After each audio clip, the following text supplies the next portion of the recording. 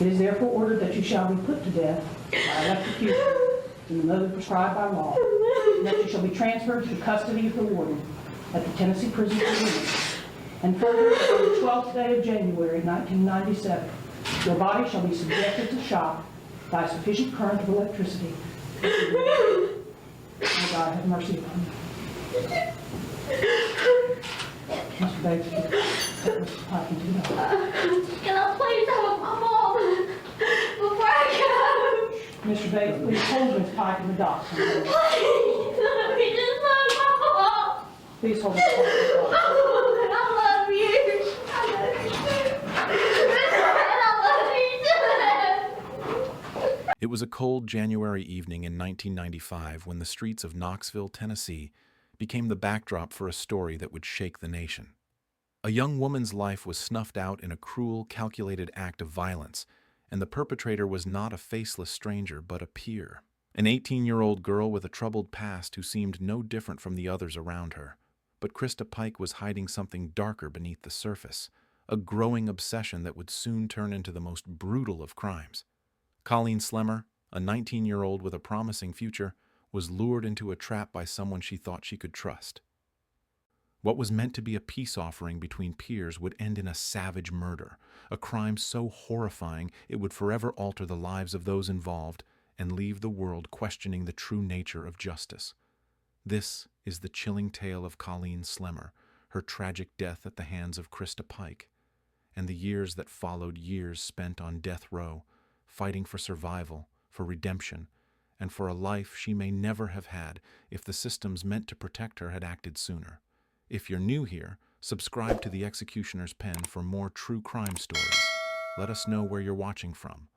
And to our returning viewers, thank you for helping us grow through your likes, shares, and comments.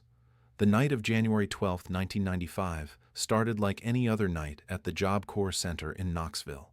Colleen Slemmer, a 19-year-old student, was just trying to navigate the turbulence of her late teens. She had a bright future ahead of her, full of possibilities and dreams of becoming a nurse. But that night, her life would come to a tragic end. Colleen had no idea that her classmates, Christa Pike, 18, and Tadaryl Shipp, 17, were plotting her death. What appeared to be a simple invitation to join them for a walk quickly turned into a deadly trap. Christa and Tadaryl, along with Shadolla Peterson, another Job Corps student, led Colleen into the woods near the University of Tennessee campus. They promised peace, but the reality was far more sinister. The moment they reached the isolated spot, the beating began. What followed was a brutal 30-minute ordeal in which Colleen was taunted, assaulted, and humiliated. Christa, whose obsessive jealousy had driven her to this point, used a box cutter to carve a pentagram into Colleen's chest. The act of violence escalated when Christa picked up a large chunk of asphalt and smashed it into Colleen's skull, killing her instantly. But what made this crime even more chilling was Christa's complete lack of remorse. After the murder, Christa took a piece of Colleen's skull and carried it around like a trophy, showing it off to classmates. She later boasted about the murder, making it clear that she had no fear of the consequences. Her bragging led to an arrest within 36 hours, and the investigation into Colleen's death began. The question that would haunt investigators and the public alike was this: why? What had driven Christa, a teenager who was struggling with her own mental health issues, to commit such a horrific act? Was she simply a victim of her circumstances, or was she a cold-blooded killer who had always been capable of such violence? Christa Pike's journey to becoming a killer was shaped by years of neglect, abuse, and mental health struggles. Born on March 10, 1976, in Beckley, West Virginia, Christa's early years were marked by instability. Her parents, Carissa Hansen and Emil Pike, had a tumultuous relationship that was filled with infidelity, alcohol abuse, and emotional neglect. Christa's mother was emotionally distant and often absent, while her father's alcoholism and violent tendencies made the home environment hostile. Christa's childhood was one of emotional isolation and neglect. At an early age, she was exposed to dysfunction and instability. She was shuffled between homes and foster care, never finding a stable, supportive environment. Her emotional needs went largely unmet, and as she entered adolescence, her struggles only deepened. At the age of 8, Christa attempted suicide by swallowing a bottle of pills. Her parents, who were more focused on their own problems, failed to intervene. This was the first sign of the deep emotional turmoil that Christa was experiencing, but it was ignored. By the time Christa turned 12, her life fell apart completely. Her beloved grandmother, the one person who had ever shown her true affection, passed away. Christa spiraled into a deep depression. Her next suicide attempt was even more severe than the first, but once again, no one stepped in to provide the help she desperately needed. Instead of receiving the care she needed, Christa was sent to multiple juvenile facilities, where her anger and mental health deteriorated further. Her time at these facilities did not provide the healing she needed. Instead, it reinforced her sense of abandonment and resentment. In 1994, Christa enrolled in the Job Corps program, hoping for a fresh start. It was here that she met Tadaryl Shipp, a 17-year-old student who would become both her lover and the object of her obsessive jealousy. Together, they delved into the world of the occult, an obsession that became central to Christa's life. Her beliefs in dark rituals and supernatural powers fueled her already unstable emotions, and her jealousy of other women intensified. Christa's mental health deteriorated further as she began to fixate on Colleen Slemmer. In her mind, Colleen was the enemy, a rival who threatened her relationship with Tadaryl. But there was more at play than just jealousy. Christa had become convinced that her life had been ruined by others, that she had been cursed by the failures of her past. Colleen, to Christa, was the embodiment of everything she feared losing: control, power, and love. January 12, 1995, was supposed to be just another day at Job Corps. Colleen was not aware that Christa, Tadaryl, and Shadolla had already planned her murder. The evening began innocuously. Christa and her accomplices asked Colleen to join them for a walk, claiming they wanted to clear the air. Colleen, trusting and unaware of the deadly intentions, agreed. As the group walked toward the isolated spot near the abandoned steam plant, Colleen likely sensed nothing out of the ordinary. But once they reached the secluded location, everything changed. The atmosphere shifted from casual to deadly in an instant. Christa and Tadaryl began to beat Colleen mercilessly, accusing her of trying to steal Tadaryl's affections. Colleen, frightened and confused, attempted to defend herself. But the violence only escalated. Christa pulled out a box cutter and used it to carve a pentagram into Colleen's chest. The act was ritualistic, a reflection of Christa's delusions and obsession with the occult. As the attack continued, Christa picked up a chunk of asphalt and brought it down on Colleen's skull. The blow was devastating, and Colleen died instantly. But Christa's need for control and power was not yet satisfied. She took a piece of Colleen's skull as a macabre trophy, a grim reminder of her power over the victim she had killed. When Colleen's body was discovered, the brutality of the crime shocked everyone. But it wasn't just the violence that stood out. It was the sheer lack of remorse. Christa showed off the piece of skull like it was a prize, bragging to her classmates about what she had done. This chilling behavior would lead to her quick arrest. The investigation into Colleen's murder was swift. The police quickly pieced together the evidence, including witness testimonies and the logbook from Job Corps, which revealed that Christa, Tadaryl, and Shadolla had signed out together, but only 3 of them returned. Within hours of the crime being discovered, Christa's bragging about the skull fragment led authorities to her arrest. The physical evidence, including the skull fragment found in Christa's jacket, made it clear that she was involved in the murder. Christa initially denied any involvement, but as the evidence mounted, she confessed.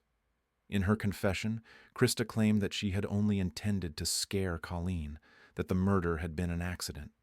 However, the details of the crime told a different story, a story of premeditated violence driven by jealousy and obsession. Investigators soon uncovered the dark world in which Christa lived, her obsession with the occult, her history of mental illness, and her tumultuous upbringing painted a picture of a young woman who had been failed by every system meant to protect her. Her troubled past, combined with her growing paranoia and obsession with control, had led to Colleen's murder. But the real question remained: was Christa Pike born evil, or was she a product of a broken system? Christa's trial was a spectacle. The courtroom was packed with reporters, spectators, and victims' families, all watching as the youngest woman ever sentenced to death in Tennessee was tried for murder. The prosecution presented a damning case.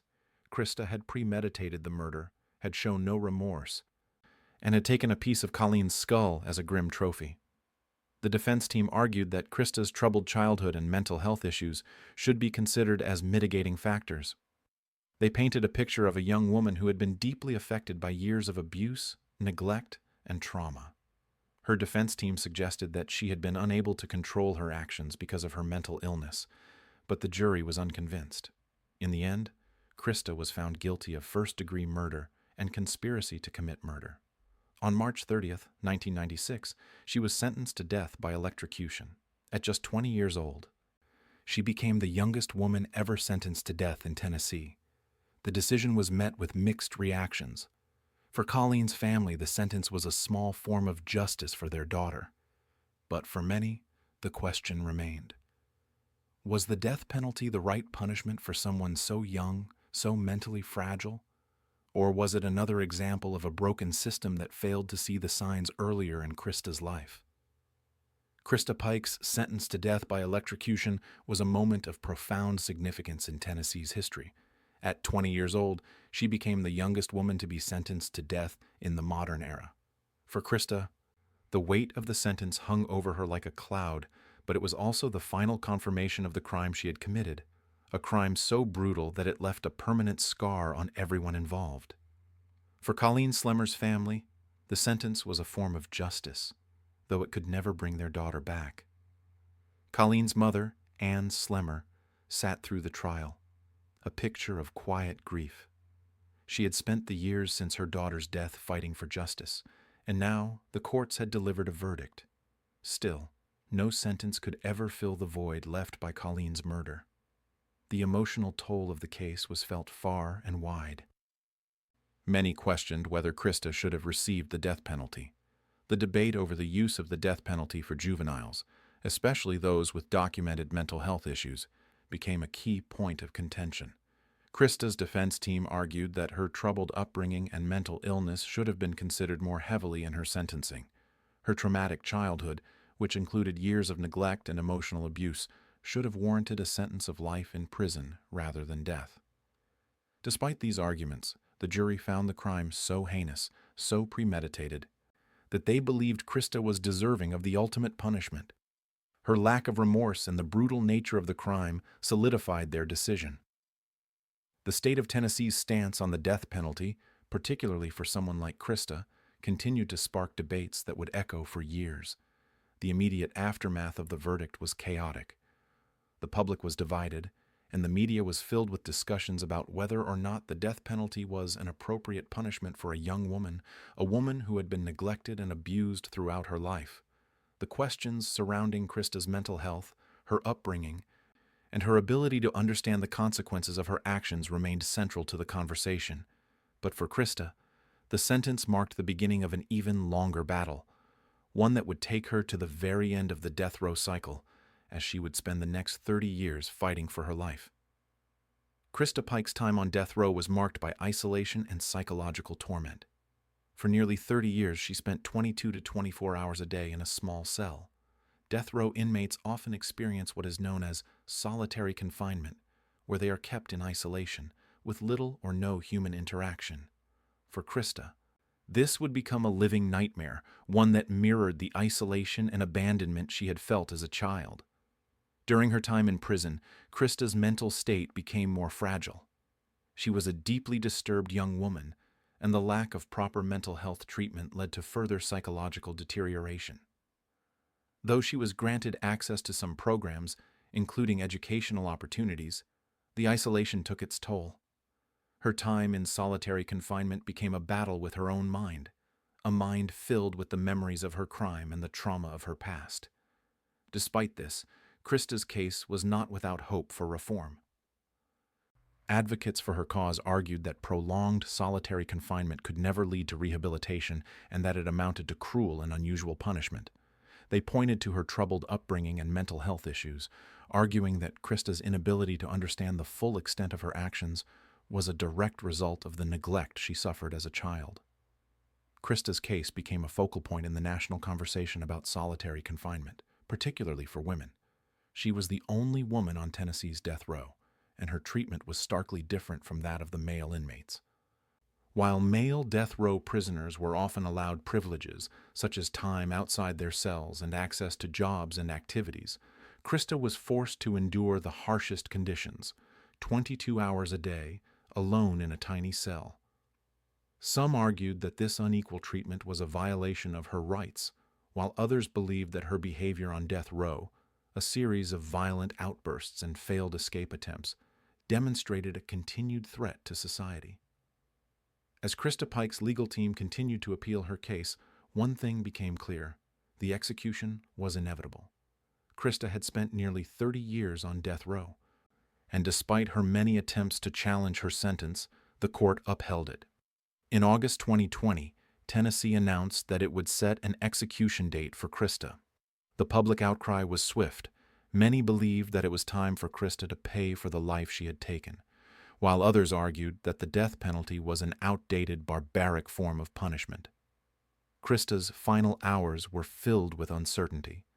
A few days before her execution, she was allowed one final meal, an unremarkable plate of food that would mark the last meal she would ever eat as a free woman.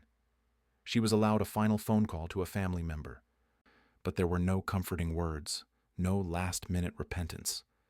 Christa's final moments were filled with anxiety and regret not just for the crime she had committed, but for the life she could have had if only things had turned out differently.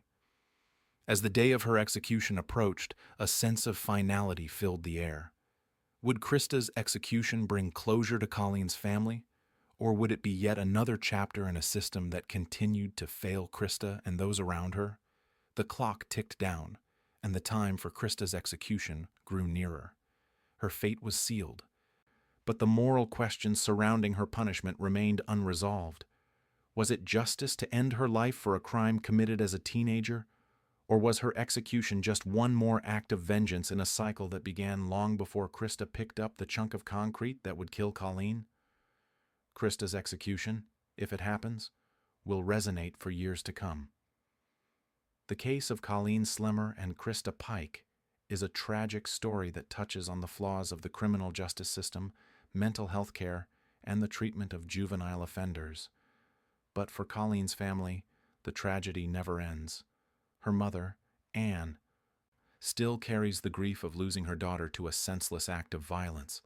Colleen never had the chance to fulfill her dreams, to build a career, or to live the life she deserved. But for Christa, her time on death row was marked by the consequences of her actions. The isolation she endured, the failed attempts at redemption, and the constant battle with her own mind all served as reminders of the crime she committed and the young woman she had once been. Christa's legacy will be forever linked to the question of justice. Did society fail her before she became a killer?